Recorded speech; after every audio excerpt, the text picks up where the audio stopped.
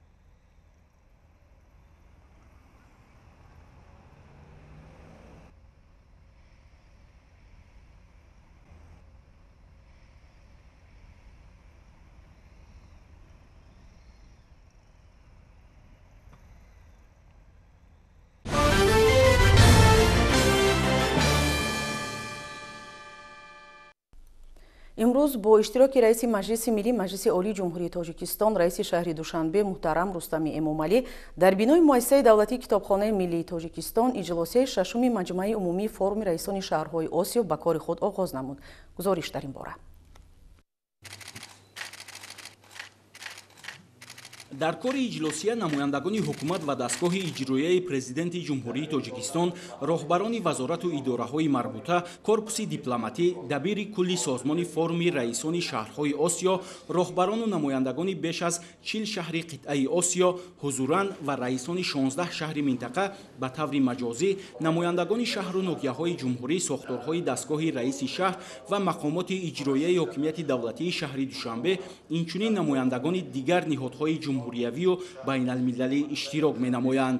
раиси маҷлиси миллии маҷлиси олии ҷумҳурии тоҷикистон, раиси шаҳри Душанбе муҳтарам Рустами Эмомалӣ зимни паёми шодбошӣ ташрифи меҳмононро ба пойтахти ҷумҳурии тоҷикистон хайрамақдам гуфта, баргузории иҷлосияи навбатии созмонро дар ибтидои фасли зебои баҳор ва арафаи ҷашни Наврӯз муждаи нек аз оғози ҳамкориҳои судманд ва таҳкиму густариши робитаҳои дуҷонибаю бисёрҷониба байни шаҳрҳои осиё арзёбӣ намуданд.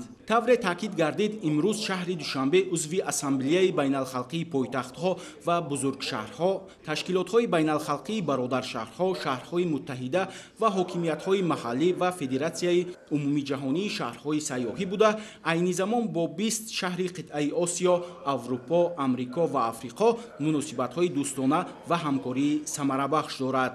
шаҳри Душанбе бо дар назардошти имконияту дастовардҳо солҳои охир ҳамчун макони амнтарин, беҳтарин шаҳри сайёҳӣ ва гаштугузори шабона, инчунин пойтахти фарҳангии кишварҳои аъзои иттиҳоди давлатҳои мустақил пазируфта шуда, давоми 2 рӯз макони баргузории мубоҳисаҳо ва муколамаи шаҳрҳои қитъаи Осиё мегардад. дар ҷаласа роҳбарони шаҳрҳои қитъаи Осиё зимни суханронии ифтитоҳӣ ба таҳкиму густариши ҳамкориҳои минтақавӣ ва байналмилалӣ дар соҳаҳои гуногун таваҷҷӯҳи асосӣ зоҳир намуданд. дар иҷлосия иштирокчиёни он дар 5 ҷаласаи пленарӣ оид ба мавзӯъҳои шаҳрҳои ҳушманд, саёҳати шаҳрӣ, устувории шаҳрӣ, беҳтарсозии шаҳрӣ ва саломатии шаҳрӣ мубодилаи афкор менамоянд. ҳамзамон дар ҳошияи кори иҷлосия як қатор вохӯриҳои дуҷонибаи роҳбарони шаҳрҳои минтақа пешбинӣ шудааст. дар ҷараёни баргузории иҷлосия иштирокчиёни он бо дастовардҳои пойтахт дар солҳои соҳибистиқлолӣ, фаъолияти як қатор мавзеъҳои таърихию сайёҳӣ ва корхонаҳои истеҳсолии мамлакат шинос мешаванд. таъкид кардан ба маврид аст ки форуми раисони шаҳрҳои Осиё ҳамчун созмони байналмилалии ғайриҳукуматӣ соли 2008 таъсис дода шуда, санадҳои марбут ба таъсиси он зимни ассамблеяи парлумонҳои Осиё дар соли 2007 пешниҳод гардидааст. иҷлосияи таъсисёбӣ ва якуми ассамблеяи генералии ин созмон дар шаҳри Теҳрон бо иштироки роҳбарони зиёда аз 90 шаҳри Осиё баргузор гардид. иҷлосияи дуюми форуми раисони шаҳрҳои осиё соли 2011 дар шаҳри Истанбули Туркия, иҷлосияи сеюм соли 2012 дар шаҳри Бангкоки Таиланд, иҷлосияи чорум соли 2014 дар шаҳри Хайкои Ҷумҳурии Мардумии Чин ва иҷлосияи панҷум соли 2018 дар Ғозиёнтепи Туркия доир гардиданд. шиори форуми раисони шаҳрҳои осиё чунин аст: осиё барои шаҳрвандон, ҳамгироӣ барои зиндагии беҳтар ва мақсади асосии он рушди ҳамкориҳо ва якпорчагии шаҳрҳо ва шаҳрвандони осиё мебошад. айни ҳол 96 шаҳр аз 34 давлати дунё аъзои форуми раисони шаҳрҳои осиё мебошанд. иҷлосияи шашуми маҷмаи умумии форуми раисони шаҳрҳои осиё дар шаҳри Душанбе 2 рӯз идома ёфта, бо қабули эъломияи Душанбе ҷамъбаст мегардад. баргузории иҷлосияи шашуми маҷмаи умумии форуми раисони шаҳрҳои осиё дар шаҳри Душанбе барои дар оянда боз ҳам муттаҳид намудани талошҳои роҳбарони шаҳрҳо, ташаббускорию тадбирандешиҳои судманд ва дарёфти роҳу усулҳои нави рушду густариши муносибатҳои дуҷониба ва бисёрҷонибаи байнишаҳрӣ заминаи муносиб меоварад.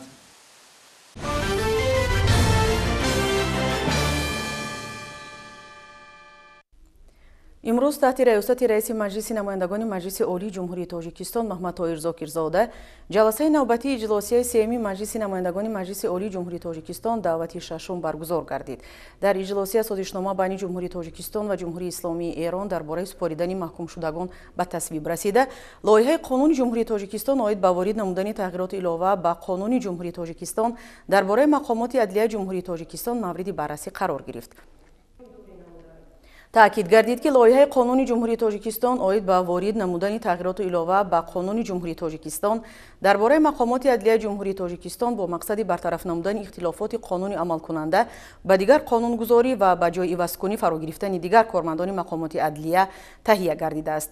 баромадкунандагон ҳамчунин таъкид намуданд ки мувофиқи моддаи 30 қонуни ҷумҳурии тоҷикистон дар бораи мақомоти адлияи ҷумҳурии тоҷикистон тартиби ҷои ивазкунии кадрҳои роҳбарикунандаи мақомоти адлия аз ҷониби ҳукумати ҷумҳурии тоҷикистон муайян карда мешавад. меъёри мазкур дар мухолифат ба такроршавӣ ба моддаи 261 қонуни ҷумҳурии тоҷикистон дар бораи хизмати давлатӣ ва фармони президенти ҷумҳурии тоҷикистон дар бораи қоидаҳои гузаронидани ҷойивазкунии кадрҳои роҳбарикунандаи хизмати давлатии ҷумҳурии тоҷикистон қарор дорад.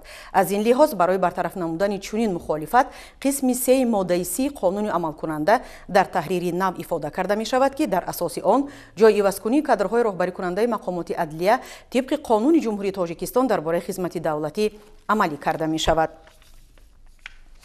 имрӯз таҳти раёсати раиси маҷлиси вакилони халқи шаҳри Душанбе муҳтарам Рустами Эмомалӣ иҷлосияи нуҳуми маҷлиси вакилони халқи шаҳри Душанбе давати шашум баргузор гардид. раиси шаҳри Душанбе муҳтарам Рустами Эмомалӣ ба сохторҳои шаҳрӣ дастур доданд ки корҳои хуррамгардонӣ, тозаи озода кардани маҳаллаи кӯчаҳоро вусъат бахшанд. ҳамкасбони мо мавзӯъро шарҳ медиҳанд.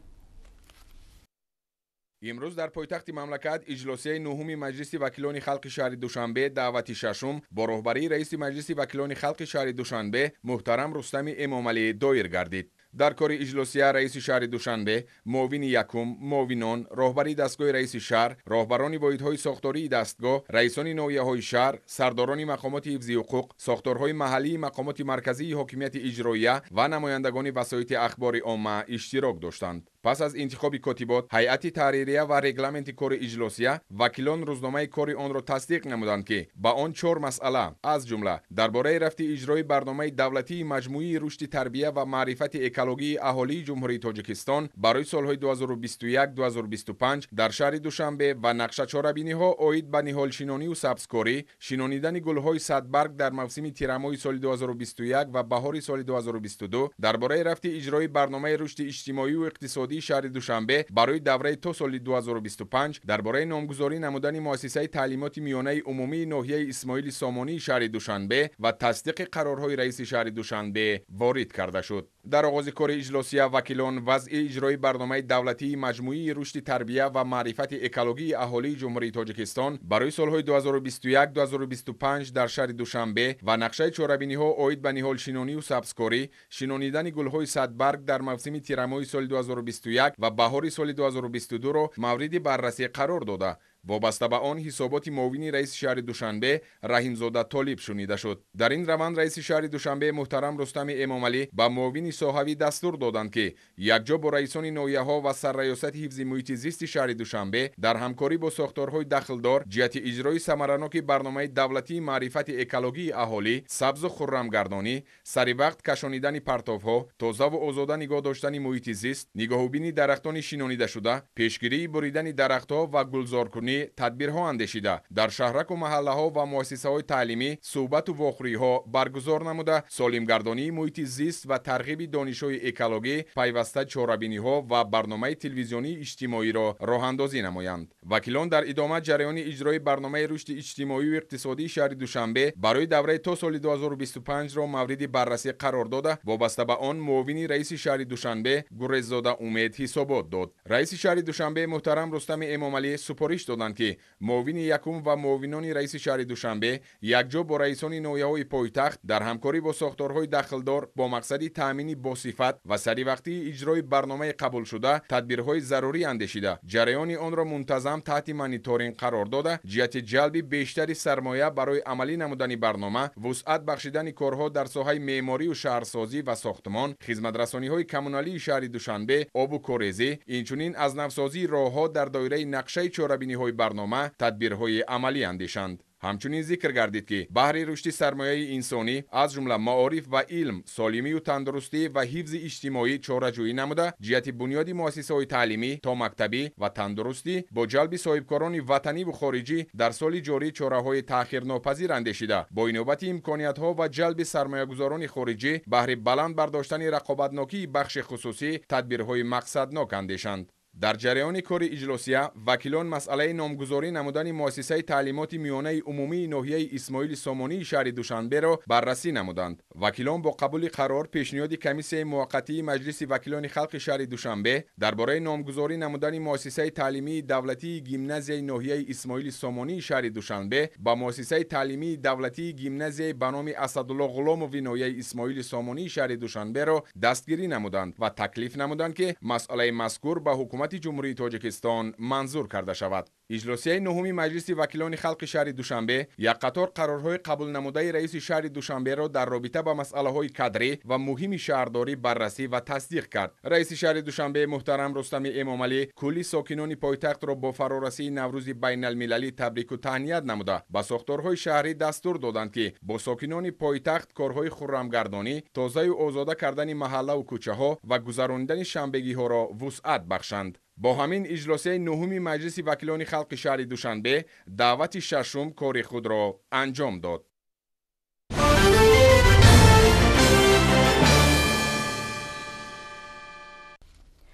در شهر تورسунзода бахшида ба 30 солагии истиқлолияти давлатии ҷумҳурии тоҷикистон зиёда аз 400 иншооти таъиноти гуногун ба нақша гирифта шуда буд ки ҳамаи онҳо ба истифода дода шуда фаъолияти пурсамар доранд. айни ҳол бошад дар дигар иншоот корҳои сохтмонӣ тибқи нақша ҷараён дошта мақомоти иҷроия дар якҷоягӣ бо соҳибкорон азм доранд то ҷашни 35 солагии истиқлолияти давлатии ҷумҳурии тоҷикистон бо дастовардҳои баланди меҳнатӣ истиқбол гиранд. аз раванди корҳои созандагию бунёдкорӣ дар шаҳри турсунзода ҳамкоронамон хуршед ҳалимов ва соҳибнур абдурасулов гузориш медиҳанд.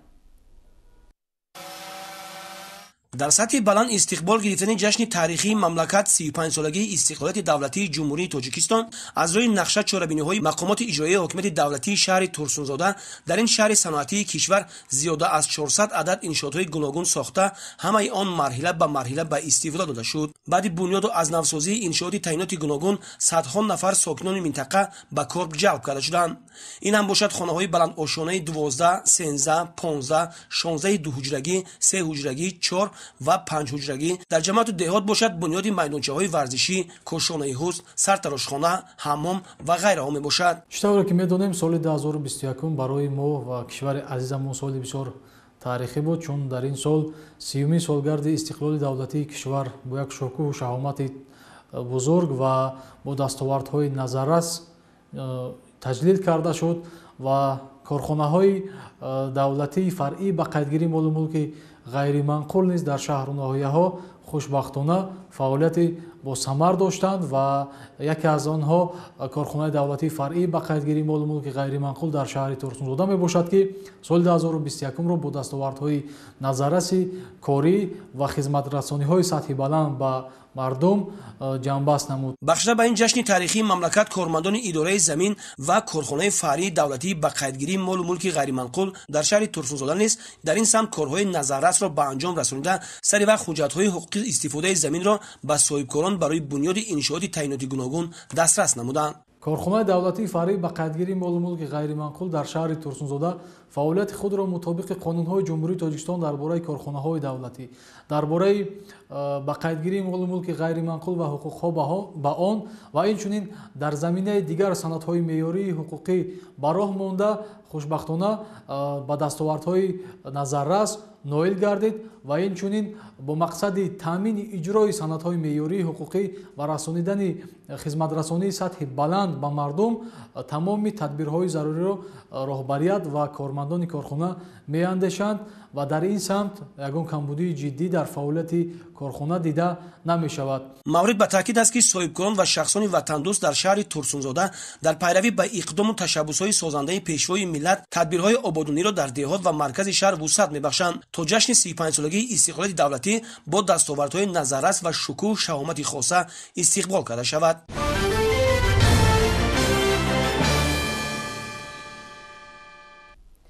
ҷамъияти дорои масъулияташ маҳдуди Баракат Исфара аз ҷумлаи коргоҳҳои саноатиест, ки маҳсулоти истеҳсоли он таъиноти содиротӣ дошта ба давлатҳои хориҷӣ бароварда мешавад. Коркарди маҳсулот дар ин корхона бо истифода аз буғи гарм, нарм сохтани зардолу ва сиёҳолу, гирифтани донак, ба навъҳо ҷудо кардан ва бандубасти хушкмеваҳо ба роҳ монда шудааст. ҷузъиёти бештари мавзӯъ дар гузориши хабарнигорони минтақавии мо аз шаҳри Исфара. тадбирҳои аз ҷониби роҳбарияти давлат ва ҳукумати ҷумҳурии Тоҷикистон дар самти беҳтар намудани фазои сармоягузорӣ ва соҳибкорӣ аз ҷумла чораҳои муассир ҷиҳати аз байн бурдани монеаҳои сунъии маъмурӣ андешидашаванда дар шаҳри Исфара тадриҷан натиҷаҳои дилхоҳ ба бор меоранд.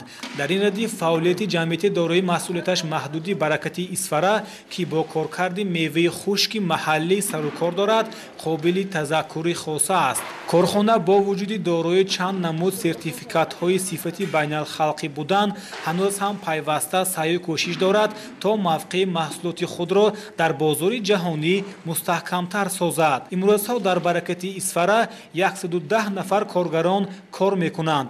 Баракат яке аз коргоҳҳои муваффақи соҳаи коркарди меваи хушк дар кишвар маҳсуб гашта, кормандони Баракат бо шарикони худ аз ширкати АБ маркети шаҳри Москав тариқи васлу насби таҷҳизоти навин бо ба роҳ мондани усули органикӣ хушконидани меваҷот ба қарибӣ сехи нав ба кор оғоз мекунад, ки боз 50 кас ба кор таъмин мешаванд. дар сехи нав 40 намуд маҳсулоти аз меваҷотҳои шаҳдбори Тоҷикистон истеҳсол мекунанд, аз ҷумла шоколад низ ба роҳ монда мешавад. маҳсулотҳое ки ҳозир мо истеҳсоли маҳсулотҳои истеҳсоли ҷамъияти дорои масъулияти маҳдуди Баракат Исфара мебошанд. инҳо ҳамагӣ асосан онҳо маҳсулотҳои органикӣ мебошанд. ин маҳсулотҳо дорои сертификати умумии ҷаҳонӣ ҳастанд, яъне истеҳсол фурӯши онҳо ба ҳамаи нуқта дар ҳамаи нуқтаҳои кураи замин ва ҳамаи мамлакатҳои дунё иҷозат гирифта шудааст. маҳсулотҳои истеҳсоли мо асосан ба хориҷа содирот карда мешавад, асосан ба Русия. гоҳ-гоҳ аз ҳисоби фармоиши дигар давлатҳо, дигар мисол корхонаҳое ки ҳамин маҳсулотҳои мо маро зоҳир мекунанд ва ҷумҳурии Қазоқистон ҳам гусел мекунем. фурӯши маҳсулотҳои органикӣ, намудҳои нави ин маҳсулотҳо ҳозир дар ҷумҳурии Тоҷикистон ба роҳ монда шудааст. дар нуқтаҳои савдо ҳоло ин маҳсулотҳои моро ёфтан мумкин. کارخانه‌هایی که محصولات‌های خشک‌میوه استحصال می‌کنند در جمهوری تاجیکستان خیلی زیاد هستند. در خارج برای خریداری نمودن محصولات‌های با صفت با نرخ نظر است. برای آنها به واسطه همین سرتیفیکات‌هایی که بین الخلقی که آنها به واسطه همین سرتیفیکات‌ها نگاه کرده خریداری می‌کنند. ما تمام همین سرتیفیکات‌ها را با واسطه همین مبلغ‌های داخلی خود گرفته ایستاده‌ایم. کارگران از حساب افزون نمودن حجم صادرات محصولات به خارجه در مستحکم نمودن موقع تاجیکستان در بازار جهانی، غنی ساختن بودجه دولت و بلندبرداری اعتبار کارخانه خود سهمی شایسته می‌گذارد. تجربه بنیاد و فعالیت سرمحصول جمعیت دارای مسئولیتش محدودی برکتی اسفره بازگویی از آن دارد که حکومت جمهوری تاجیکستان به شرافت استقلالیت ملی و صلح و ثبات جامعه جهت فراهم آوردن شرایط مساعد برای صاحبکاری و تجارت همه چاره‌های ضروری را عملی می‌گرداند. این است که ساکنان شهر اسفره نتیجه زحمت خود را چی در داخل و چی در خارج کشور آزادانه به فروش برآورده سطح زندگی عائله‌های خود را تا رفت بهتر می‌کنند. گزارش نعیم جان یونسوف، صابر ایوبوف از شهر اسفره برای برنامه اطلاعاتی نوید.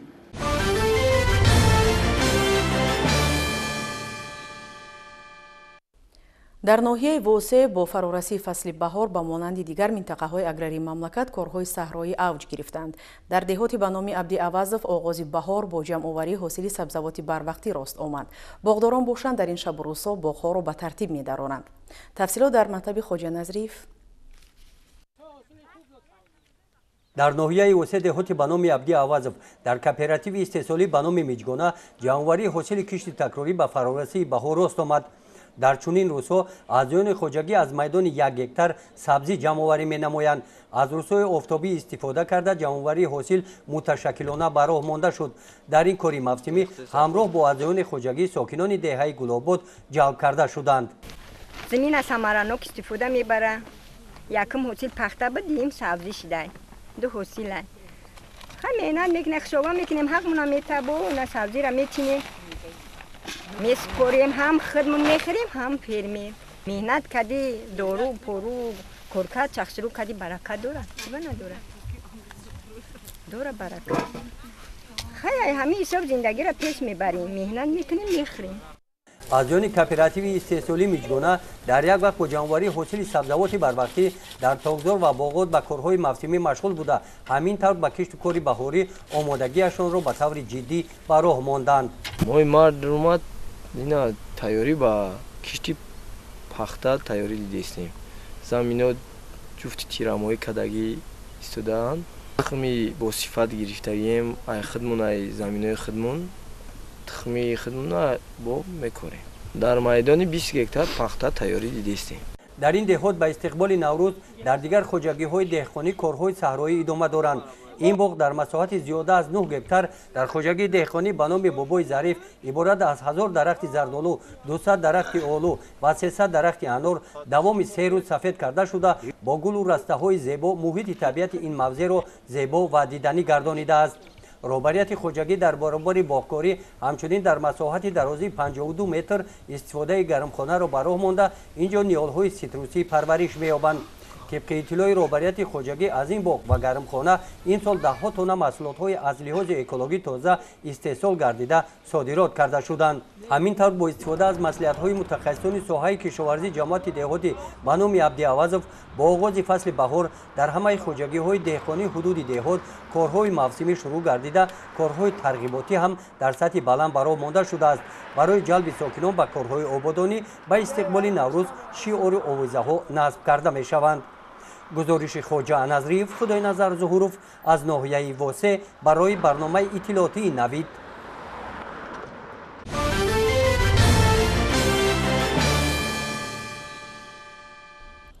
پرورشگاه جمعیت سهامی پوشیده قله‌های تاجیک در شهر حصار که سال 2021 تأسیس داده شد در حفظ نباتات و حیوانات، وسیع نمودن میدان جنگلزار و حفظ محیط زیست مساعدت می‌نماید. تا این دم جهت زیاد نمودن میدان جنگلزار در تل و تپه‌های حدود پرورشگاه درختان گوناگون سایه‌افکن آرایشی و میوه‌دهنده شناخته شده است و چنین اقدام عین زمان با مرام ادامه دارد.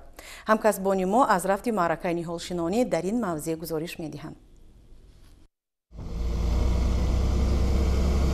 با مقصد حفظ محیط زیست از جمله عالم نباتات و حیوانات، بهداشت وضع اکولوژی منطقه خصوصا پایتخت مملکت شهر دوشنبه و جهت بهتر کردن حالت میدانی خیلی زیادی زمین‌های پرتاب و از کشت بیرون مانده پرورشگاه جمعیت سهامی پوشیده قله‌های تاجیک در شهر حصار تأسیس داده شده است. ضمن افتتاح پرورشگاه صاحبکاران وطنی دستور گرفته بودند که بهر جنگلزار نمودن محیط آن در تل و تپه‌های حدود پرورشگاه درختان زیادی سایه‌افکن و آرایشی و میوه‌دهنده شنانند. تا این جانب با جلب کارمندان 300 نفره پرورشگاه که از حساب ساکنان محلی با کارهای موسمی و دائمی جلب گردیدند، در میدان 900 گکتار زمین‌های تل و تپه و کوهسار زیاده از 1,500,000 بیخ نهالان گوناگون شنانیده شده است. با مصلحت متخصصان سایه کشاورزی و متخصصان خوجگی جنگل جمهوری و کدام نهال‌هایی که در این تل و تپه مطابق می‌شوند از نمودی ارچه تویا، ساسنا، مژاولی، نهال‌های میوه‌دهنده سیبی، سیب، خرما، شفتالو، دولونا و درختان ادیری شنانده شده است. بهر رسیدن به یکی از هدف‌های اصلی که بنیاد جنگلزار به شمار می‌رود، معرکه نهالشنانی در پرورشگاه با مرام ادامه دارد و عالمان و دیگر متخصصان ساحه تنها درختان به اقلیم این منطقه مطابق را توصیه می‌دهند. ساکنان دهه‌های اطراف پرورشگاه باشند از آن خوشنود هستند که من بعد همساله با آغاز کارهای موسمی در این موضع جای کار پیدا نموده با به دست آوردن فایده سطح و صفت زندگیشان را بهتر می‌سازند. با یک گروه من خویشتوارم با برگاد نیازف از ماه ینور در همینجا با نهالشنانی مشغول هستیم. در یک گروه یک آدم تا 120 150 چقرک کنده نهال میشن. بچه‌ای که قدیما کار میکنن از هر تابگه 400 500 سومانی پول میگیره که زندگی ما میرسد. باید یادآور شد که وابسته به کوهسار و مشکل گذار بودن موضع جایگیرشوی نهالشنانی جهت دسترس نمودن نهال درختان و طریق ماشین‌ها به جایهای معین سفربر کردن کارمندان با جلب تکنیک‌های پراقتدار ساحوی راه ماشینگرد بنیاد کرده شده است. از حساب کارخانه تکنیک جدا گردیده است. کارمندان رو سحر از جای لازمه گرفته اون منطقه معین شده که نهال میشنن و کار میکنند آورده عین عبید با بسری عبید و بگاه تا جای لازمه شده میبرند. نهالای ما آبپز میگیریم از اگرنوم با واسطه ماشین خودشون میبرن. با اندیشه ساکنان محلی قبلا این موضع یک منظره خشک و خالی را میماند و همکنون با تأسیس پرورشگاه جمعیت سهامی پوشیده قله‌های تاجیک در شهر حصار علاقه حسن اینجا به طور نشناختنی دیگرگون شده ایستاده است. پیش همین موضع خشک خالی بود. از بازی که من درخت شنوندن من نگاه کنید همه آدما به شنوندن نهال مشغولند.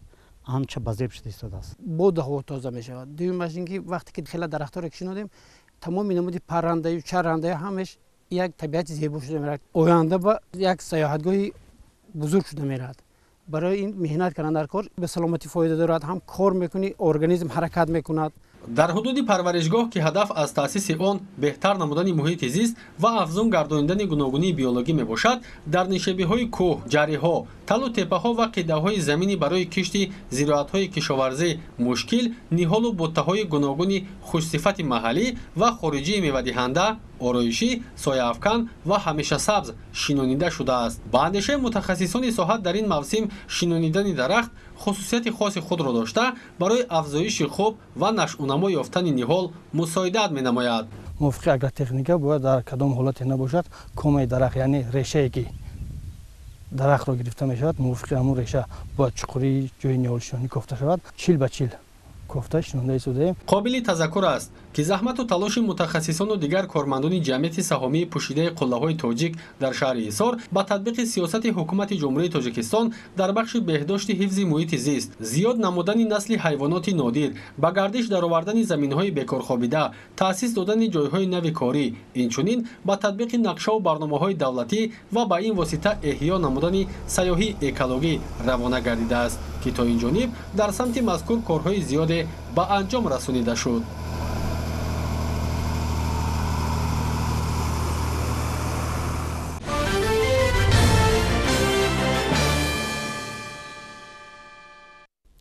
наврӯз аз зумраи қадимтарин ҷашнҳои миллати тоҷик буда аз ниёгон ба мо мерос мондааст.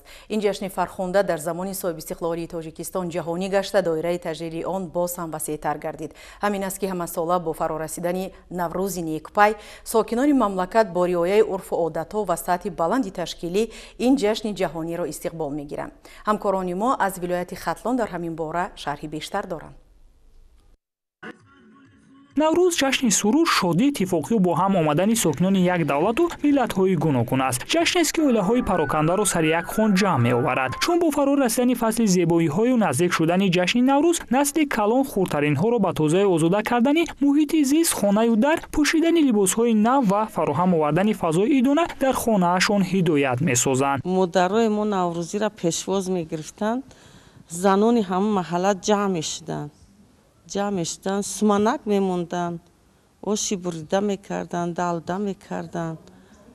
ба мо ёд медоданд ки оянда шумо ҳамин урфу одати моро ёд гирифта ҳамиёро аз байн набарем. ба ҳамин хотир мо кӯшиш дорем ки ҷавонои ҳозира ёд гирифта ҳамин урфу одати модарои моро аз байн набаранд. мо бо дугонаҳомон шӯхӣ мекунем, гап мезанем, ёрӣ мерасонем ба якдигарамон, рӯбичин мекунем, усма мекашем. Бо як хушию хурсандӣ мо ҳамин фасли баҳорро пешвоз мегирем.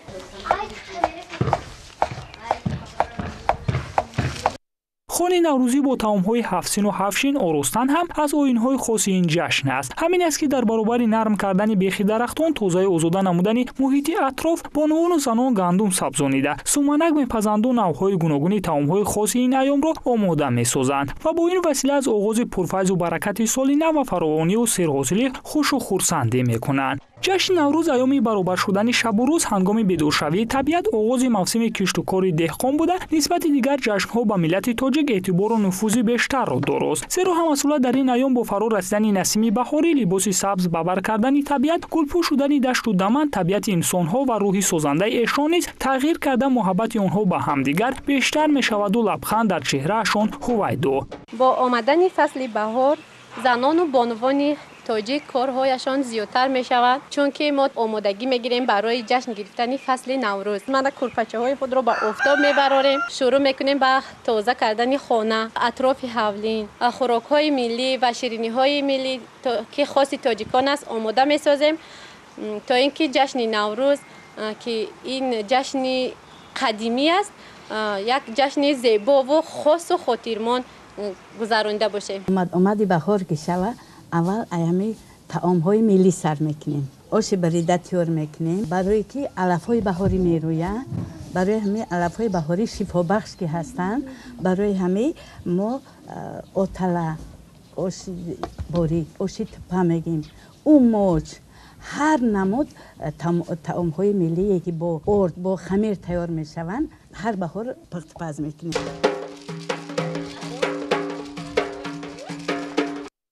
бояд гуфт ки наврӯз аз қабили идҳоест ки мардумро ба ободонию созандагӣ, зебоишиносию сурур ва ваҳдату якпорчагӣ ҳидоят менамояд. аз ин рӯ наврӯз барои мардуми тоҷик таи ин ҳама солҳо ҷашни дӯстдоштани боқӣ мондааст ва анъанаҳои онро ҳамагон пос ва зинда нигоҳ медоранд. баҳор ки шава ҳамин омади наврӯз ки шава, баъд ҳамин ҳамсояҳо дугонаҳоро файрод мекунем, баъд ҳамин зубола мегирем, отала мекунем, оши бирида мекунем, мегем, механдем, мекунем, бо авқати бисёри ширин айда. خلاص نوروز یک از تو طرز اصول تجلیلش گوناگون، زیرا مردم هر محل آن را با رسم و آیین‌های خاص خود جشن و استقبال می‌نماید. اما نتیجه همگونه پیشواز و جشنگیری‌ها نیز تنها یک است. این هم باشد نشاط و فرح و شادی بخشیدن به مردم.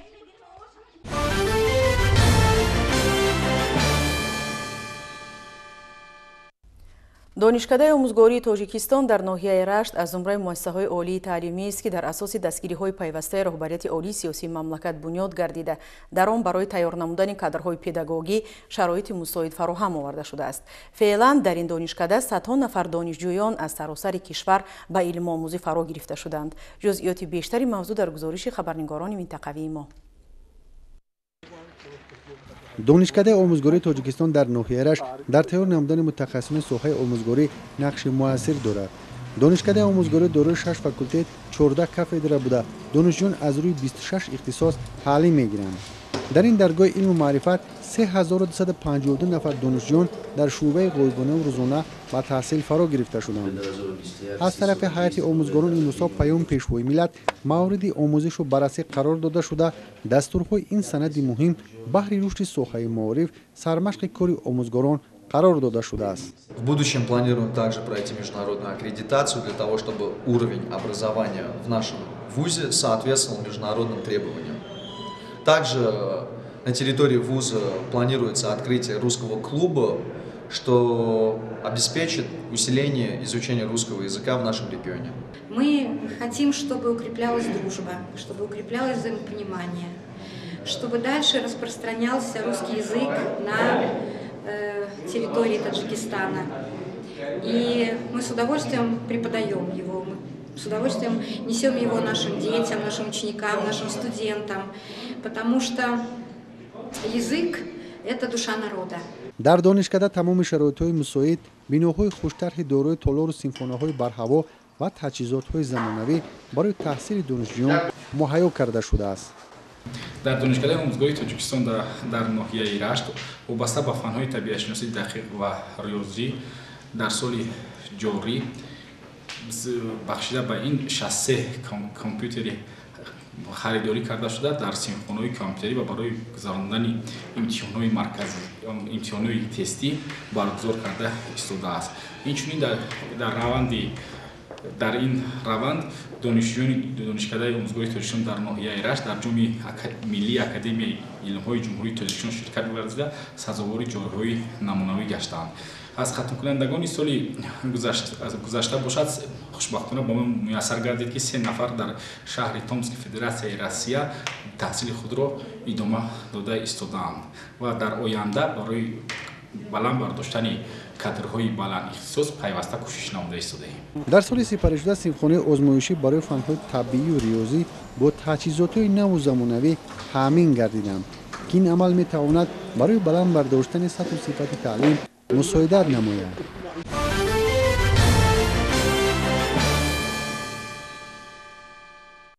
واقعاً بعد از تأسیس یافتن مرکز ملی تستی نزد پرزیدنت جمهوری تاجیکستان و به راه ماندن امتحان قبولی داوطلبان با مؤسسه‌های عالی و میانه مخصوص کشور شفافیت تأمین شده بهترین‌ها می‌توانند صاحب نام دانشجو گردند.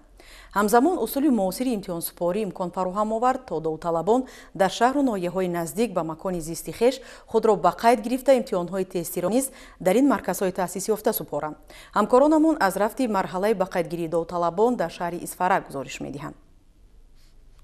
به طفیل سیاست معارف پرورانه اساسگذاری صلح و وحدت ملی پیشوای ملت محترم امام علی رحمان جوانان مملکت امکان پیدا نمودند که از طریق کاربستی دانش و جهانبینی توسط مرکز ملی تستی به طور عادلانه و خالصانه امتحان سپاریده به مکاتب عالی دلخواهشان داخل شوند. در این ردیف جهد و تلاش مسئولین جهت فراهم آوری شرایط‌های سازگار حجت سپاری و امتحان دهی قابل تذکر خاصه است. مثلا ختم کنندگان لیسه‌ها و مکاتب تحصیلات میانه عمومی شهر و دهات اصفهان سالهای پیش مجبور بودند برای حجت سپاری به مرکز ملی تستی به شهرهای کانیبادام یا خوجند روند. اکنون باشد در مرکز شهر اصفهان تأسیس داده شدن نقطه دائمی به قیدگیری مرکز ملی تستی این معما از بین رفت. مرحله اساسی به قیدگیری داوطلبان برای اشتراک در امتحان‌های مرکز ملی داخلشوی از سنه 1 مارس سال 2022 آغاز گردید. برای به قیدگیری داوطلبان در شهر اصفهان نقطه دائمی بقایگیری تشکیل کرده شد. موافق صحبت‌های آماری به سنه 3 مارس زیاده از 256 نفر داوطلبان شهر اصفهان از قید مرکزی ملی تستی نزد پرزیدنت جمهوری تاجیکستان گذشتند. در شهر اصفهان نقطه دائمی بقایگیری تشکیل کرده شد. این البته باعث افتخار و سربلندی است که ما ختم کنندگان سالهای 2021-2022 در شهر خودمان میتوانیم حجت‌های خود را به امتحان‌های مرکزاندهی داخل شده سپارده باشیم. نقطه بقایگیری و امتحان سپاری مرکزی ملی تستی واقع در گیمنازی رقم 1 شهر کانی بادام نیز فعالیت دارد.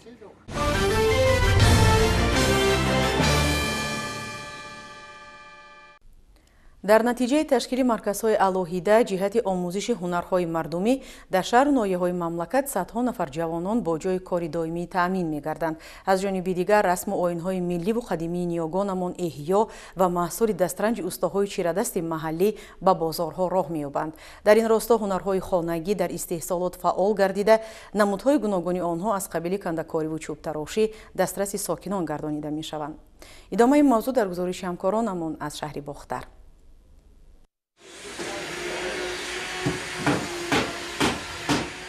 در زمینه تطبیق هدفهای پیش گرفته در سمت رشد و احیای هنرهای مردمی صدها نفر صنعتکاران با فعال گردانیدن کارگاه‌های گوناگون هنرمندی جایهای نوی کاری تأسیس داده همزمان بازار داخلی را با محصول دسترنج‌های خویش تامین می‌نمایند. دکان و کارگاه‌های 3 سال هنرهای کندکاری از گوشه سرخریداری بازار حاجی شریف محسوب یافته ساکنان کت‌های خرد و بزرگ را برای نشست در و تیرزه و دیگر لوازمات از چوب کندکاری شده را که استوهای چیردست با یک هنر و مهارتی بلند گلکاری نمودند خریداری می‌کنند. شیرخان اولوقبردیف از زمره کندکاران جوان و خوش سلیقه شهری باختر می باشد که این صنعت زیبای باستانی را از گذشتگان خویش میراث گرفته است. به گفته او هنر کندکاری منبع اساسی درآمد خانواده آنها بوده این صنعت والای مردمی را از دست به دست به نسل‌های آینده خود میراث گذاشتنی است. دوره پیش بابامون همین هنرمند بود همش کندکاری کردگیان کار کردگیان اینا خون مونده بود است ما همینا حرکت داریم اینا خیلی اینا کار کردیم اولوی این هنر دوام دادیم. دور دانشجویی من دیگه کسب انتخاب کردم که این خونده بود است. هنر کندکاری بسیار مشکل است. فقط صبر طلب میکنه. خودشون فرمایش میکنه مثلا مرا اینمی کراوت یک تا در کره 4 تا در کره مثلا ایری همین تیار میکنیم تخته رو قوق میکنیم فرمایش میگیریم یک ماه تیار کرده میسپاریم. ما شاد میشیم محصولات ما گفته خیلی شاد میشیم که اینه آدما شیشتگی راحت کرده خیلی خرسند میشیم. دوام سالیان پیشبرد کسبه اجدادی نازکی‌های صنعت کندکاری را باز هم بیشتر از بر نموده با نوآوری‌های جدید صنعت چوبتراشی توجه خریداران را با محصول هنرمندی‌های محلی خویش جلب ساخته است. غیر از این کت‌ها اینا فریزه می‌سازیم در می‌سازیم بازار در هر نمود طلبات می‌بریم مثلا گلوی ارزان‌ترش هم است قیمت‌ترش هم است یک کلاش یک ماه می‌کشند یک کلاش مثلا یک هفته میکشن اول یک کندکار قطعی بود نمیشد کار پوچکوش رو تجدید میکنن مثلا گل میکنن بعد اینا مثلا بالیسکو و مایده تیار میکنن بعد صبیرت میکنیم بعد لک میکنیم این کار چند نفران یک کس کندکاری کنن دو کس مثلا یک کس بالیسکو تیار میکنن ولی گلچه‌وش تیار میکنن نه باینوش نمیچینیم. شیرخان در برابر پیشبرد هنر و تامین روزگاری عائله اینچنین به جوانان شوقمند صنعت کندکاری نازکی‌های این هنر را می‌آموزاند. نور محمد کریمов از دستپروران آینده‌دار این خاندان میباشد که از آوان دانشجویی تا این جانب تحت سرپرستی استادش مهارت خود را صیقل داده با همین راه و وسیله طلبات اهل خاندان را قانع می‌گرداند. کسب کندکاری رو من بیشتر ذوق داشتم از خردی. من دستی 15 سالگی بودم و همین کسب رو دیده بودم ذوق کردم و به همین کسب توجه کرده خواستم یاد بگیرم و رفته شاگرد ایستادم یاد گرفتم تا حاضر پشت همین کسب من کار میکنم و شاگردهای زیاد تربیت کردم. این کسب یک چه دارد که هر آدم به این کسب طاقت کرده نمیتواند چون که این کسب پرطاقتی رو میطلبد. در شهر باختر در ردیف کندکاری و دیگر هنرهای به قول مردانه اینچنین صنعت کفشگری نیز خیلی رواج یافته در گوشه‌های گوناگون بزرگترین بازار ولایت ختلان حاجی شریف سر هر قدم دکان و کارگاه‌های کفشگران را دوچار آمدن ممکن است. اسکندر رازی аз кафшергарони корхонаи коркарди Салим сохтмон тӯли 4 сол боз машғули ҳунари кафшергарӣ буда бо сохтани дару дарвозаҳои оҳанин ва панҷараву дигар маҳсулотҳои гуногуни кафшергарӣ миёни мардум соҳиб эҳтиром гардидааст. сарчашмаи ин касб хоб дар вақтҳои донишҷӯӣ хоб падарамон ки оҳангар буд рафта дар он ҷо ин касб омӯхта хоб имрӯз ин касбро мо давом дода истодаем. Касб нисбатан душвортар аст. Мисол мо мехоҳем ки дар оянда ба фарзандҳои худмон ин касбро хоб биомӯзонем. дар баробари Искандар дар ин коргоҳи кафшергарӣ даҳҳо нафар ҷавонон аз шаҳру ноҳияҳои гуногуни минтақаи бохтар машғули кор буда бо эҷоди тарҳҳои ҷолибу ороиши дарвозаву панҷараҳои оҳанин барои худ ҳам мояи даромад пайдо мекунанд ва ҳам дар ободу зеботар гаштани кӯчаву хиёбон назди иdoраву муассисаҳо ва хонаву дари сокинони худӣ самгузорӣ мекунанд. Кафшергарон тасмим доранд ки илова ба иҷрои саривақтии фармоишҳои муштариёнашон инчунин ба навовариҳои ҷадид дар сохтани ашёву лавозимоти оҳанин дар рушду эҳёи санъати кафшергарӣ ва омӯзиши он ба наслҳои оянда саҳми арзандаи хешро гузоранд.